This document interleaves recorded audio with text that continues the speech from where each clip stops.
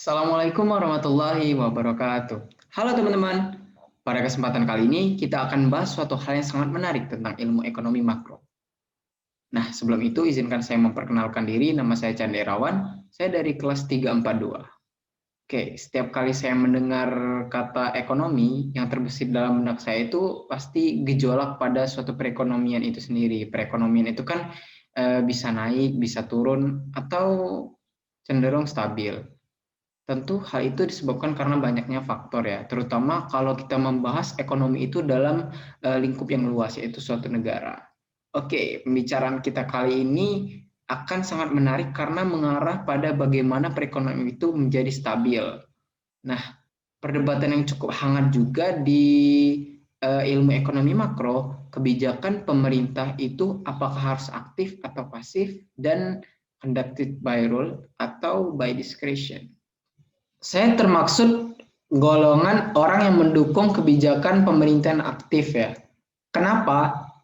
Karena saya memandang ekonomi itu sebagai subjek yang sering mengalami guncangan. Seperti yang saya sampaikan di awal tadi, perekonomian itu kan bisa naik, bisa turun, atau cenderung stabil. Sehingga bisa mengantarkan pada fluktuasi output dan employment yang harusnya nggak perlu terjadi kalau direspon dengan baik oleh pemerintah, yaitu melalui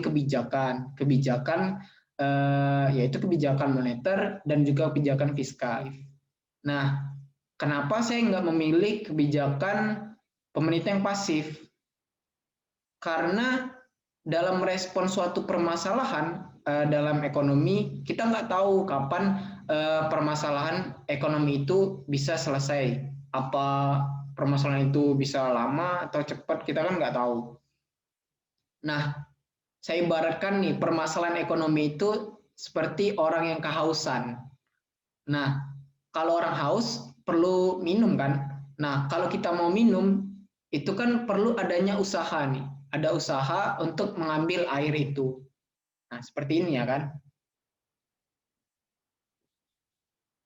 Nah, kalau nggak ada usaha, yaitu pasif, kita nggak ngelakuin apa-apa, apakah haus itu bisa hilang, rasa haus itu bisa hilang? Tentu kan tidak. Nah, makanya saya memilih kebijakan pemerintah yang aktif dengan adanya usaha dari pemerintah melalui kebijakan fiskal maupun kebijakan moneternya.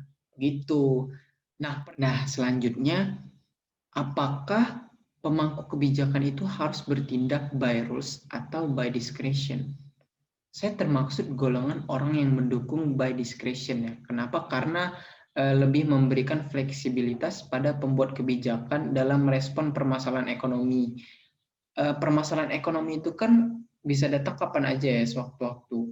Nah, makanya harus ada pengambilan langkah yang cepat agar dampak negatif dari masalah itu nggak menyebar luas. Nah, karena membutuhkan penanganan yang cepat, makanya saya kurang setuju dengan by rules. Kenapa? Karena aturan-aturan itu yang justru akan memperlama pengimplementasian kebijakan tersebut. Oke, contoh dari kebijakan yang lagi marak nih sekarang. Pada awal kasus COVID-19 kemarin kan pemerintah mengeluarkan 3 stimulus terkait COVID-19. Yang pertama, social safety net, terus insentif tenaga kerja dan pelayanan, dan yang terakhir itu dukungan sektor industri. Terkait dengan perdebatan itu ya, apakah kebijakan ekonomi itu harus aktif atau harus pasif, atau by rules atau by discretion. Yang paling penting adalah bagaimana menyeimbangkannya sehingga tujuan awal kita tadi menstabilkan perekonomian dapat direalisasikan. Mungkin itu saja yang dapat saya sampaikan. Apabila ada salah, saya mohon maaf. Assalamualaikum warahmatullahi wabarakatuh. Dadah.